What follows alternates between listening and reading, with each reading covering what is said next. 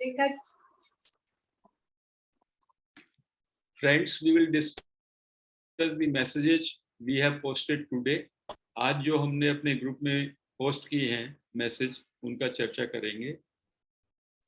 एक रमन महर्षि का कोट था और उसी से मिलता हुआ एक भाई ने भी एक कोट आज जो है पोस्ट किया था हमारे ग्रुप पे। नॉट रीच्ड, भगवान कहते हैं, महर्षि कहते हैं कि मैं ये कहता हूं कि सेल्फ को पहुंचा नहीं जाता। Self is not reached. Self कोई गंतव्य नहीं है जिस पे आप पहुंचते हैं। You are the self, you are already that. आप तो वहां पे पहुंचे हुए हैं। You are the self. इस बात को जानना है कि हम कोशिश करते हैं कि हम अवेकेंड हो जाएंगे, हम जागृत हो जाएंगे, हम वहां पहुंच जाएंगे। तो कहते हैं पहुंचना थोड़ी है, आप तो ऑलरेडी पहुंचे हुए हैं, क्योंकि आप वह हैं। You are the self, you are the atman, you are दी साक्षी। आप अभी इसी क्षण आप सेल्फ हैं। कोई ऐसा क्षण आया ही नहीं जब आप सेल्फ नहीं थे, हमेशा हैं। You are that only. The fact is you are ignorant of your blissful state. फर्क क्या है कि आप अपनी उस ब्लिसफुल स्टेट की, उस आनंदित अवस्था के संबंध में अज्ञान में है। आपको मालूम नहीं, बस सिंपली आप हैं वही, लेकिन आपको ज्ञान नहीं है अपनी उस अवस्था का, शुद्ध बुद्ध अवस्था का आपको ज्ञान नहीं है। Ignorance supervenes and draws a veil over the pure self which is bliss. Ignorance के कारण एक पर्दा पड़ गया। आपकी जो वास्तविक सत्ता है, आपका जो शुद्ध बुद्ध स्वरूप है, उस पे पर्दा पड़ गया है अज्ञान का, और उससे आपको उसका बोध नहीं हो रहा है। Attempts are directed only to remove the veil of ignorance which is merely wrong knowledge. क्या एफर्ट्स करना है? एफर्ट्स केवल इतना ही करना है कि आपके इस अज्ञान का पर्दा उठ जाए। Remove the well of that ignorance, तो ऑटोमेटिकली सेल्फ रिवील हो जाएगा। सेल्फ को जो अज्ञान ने ढका हुआ है, चैतन्य स्वरूप को हमारे जो अज्ञान ने ढका हुआ है, उस अज्ञान का निराकरण हो जाए, वो पर्दा हट जाएगा, तो हम को वो रियलाइजेशन हो जाएगा। The wrong knowledge is the false identification of the self. और रॉन्ग नॉलेज क्या है? अज्ञान क्या है? अज्ञान है कि मैंने सेल्फ को एक जगह बॉडी मान लिया है। मैंने रॉन्ग आइडेंटिफिकेशन कर लिया सेल्फ का नॉन सेल्फ के साथ। I consider my self body and body is non self, दो आई एम दी सेल्फ। ये मेरे अंदर एक अज्ञान, मेरे अंदर एक भ्रांति हो गई है कि I am identifying my self with body. That is the false knowledge, false identification of the self with the body and the mind. इस सेपरेट एंटिटी से, बॉडी और माइंड से, मैंने सेल्फ को आइडेंटिफाई कर लिया।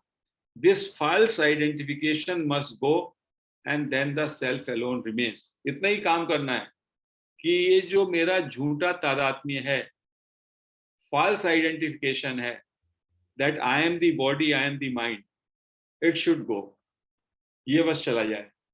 Then I remain as self, shining as self. ये अज्ञान का पर्दा कि मैं सीमित देह और मन हूं, ये बस जरा भी हटेगा तो मेरा शुद्ध स्वरूप प्रकाशित हो जाएगा। I will remain as self. मैं हमेशा सेल्फ हूं, सेल्फ था, सेल्फ रहूंगा। लेकिन चूंकि मैंने अज्ञान के कारण अपने को शरीर और मन मान लिया है, तो मुझे अपने सच्चे स्वरूप का, अपने स्वयं स्वरूप का, सेल्फ का ज्ञान नहीं होता, बोध नहीं होता। इसी को एक भाई ने जो लिखा था, जो एक कोट किया था, there is never a moment when the self is not, it is ever present here now. एक भी क्षण ऐसा नहीं है जबकि सेल्फ नहीं है, जबकि आपका चैतन्य नहीं है। हमेशा हियर एंड नाउ ऑलवेज वो सेल्फ हमारे साथ है, बिना सेल्फ के तो हम है ही नहीं। If it were not so but attainable by some effort at some time, and if it were new and had to be acquired, it would not be worth pursuit. यदि ये कोई नई चीज होती जो कि अटेनेबल होती, एफर्ट से आती, तो फिर वो पाने लायक ही नहीं है, क्योंकि वो चीज जो है परिवर्तनशील है। वो चीज पहले नहीं थी, कोशिश की आ गई और फिर चली जाएगी, तो वो अनित्य है। तो कहने लगे फिर उसका मतलब ही नहीं है। जो तत्व है हमेशा था, हमेशा रहेगा, जस का तस वही पाने योग्य है, और वो आप ऑलरेडी हैं। उसको कहीं से लाना नहीं है, ना उस पर पहुंचना है। वो केवल रिवील होना है अपने को, क्योंकि वो ढका हुआ है। वो एक अज्ञान के आवरण से ढका हुआ है। Because what is got afresh will also be lost.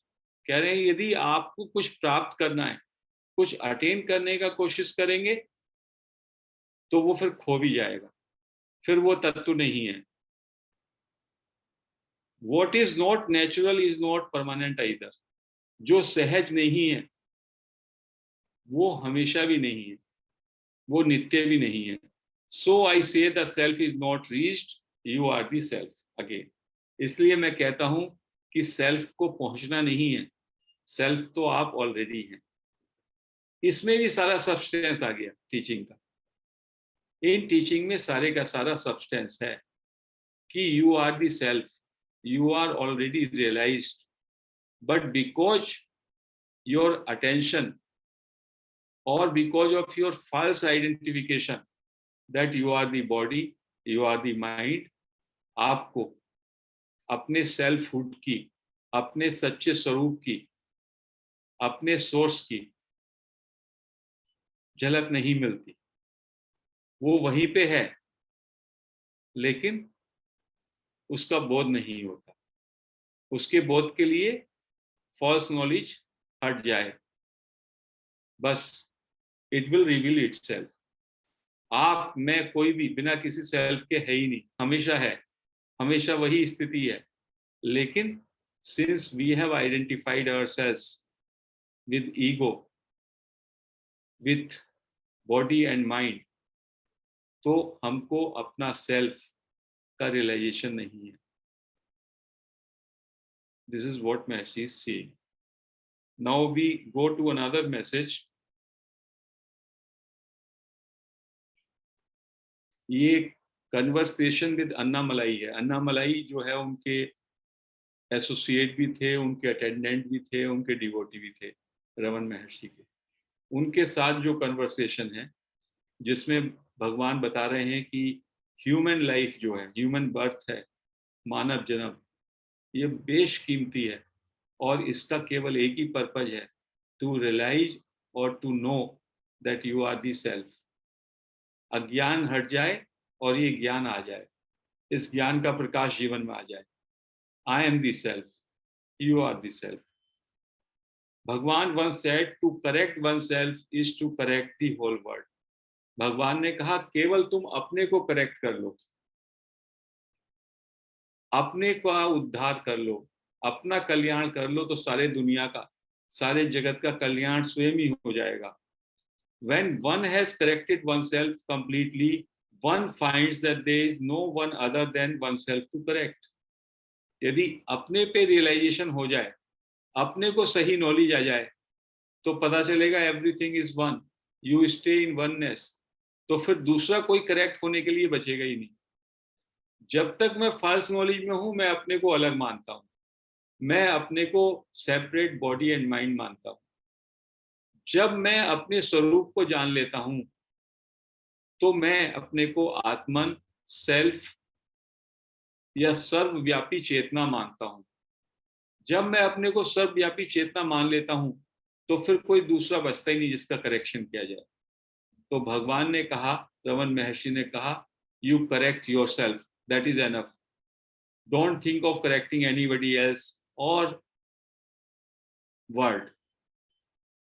One becomes quiet and peaceful within, and one spontaneously radiates happiness to all beings. जैसे ही उसको बोध हो जाता है अपने सच्चे स्वरूप का, वो प्रसन्न हो जाता है, तृप्त हो जाता है और सभी लोगों को, सभी प्राणियों में आनंद को रेडिएट करता है, ट्रांसमिट करता है। आनंद उसके रोम रोम से ट्रांसमिट होता है। If a powerful light is shining, it need not say to the darkness, please go away.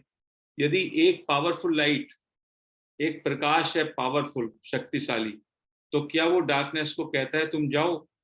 In the presence of such a powerful light, all darkness immediately vanishes.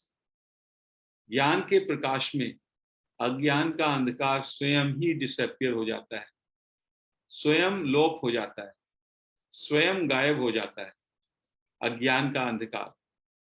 Similarly, the ज्ञानी spontaneously radiates a spiritual light which automatically dispels the darkness of spiritual ignorance.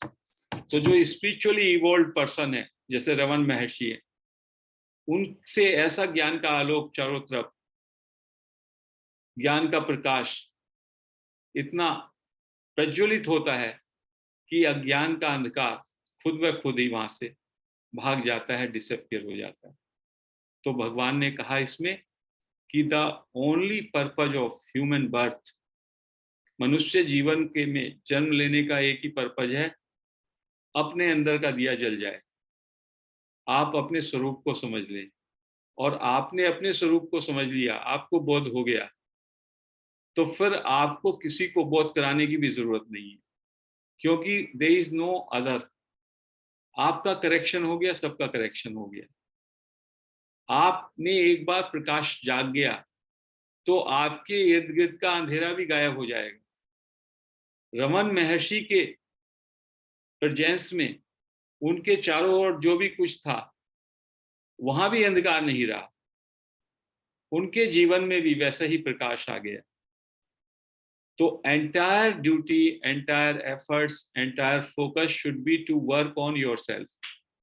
महर्षि कह रहे हैं कोशिश क्या होती है, हम अपने पे काम नहीं करते और दूसरों पे काम करने लगते हैं, दूसरों को सुधारने की कोशिश करते हैं, अपने आप नहीं सुधार हो पाता। So our focus should be to turn inward and try, make efforts to correct yourself.